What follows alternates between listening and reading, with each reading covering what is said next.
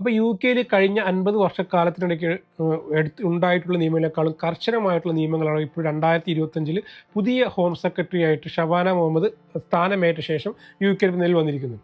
പ്രധാനമായിട്ടും English channel വഴിയുള്ള കുടിയേറ്റം തടയാൻ വേണ്ടിയിട്ട് കർശനമായിട്ടുള്ള നടപടികൾ ഉണ്ടാകും എന്ന് ഗവൺമെൻറ് ഊന്നി പറയുന്നുണ്ട്.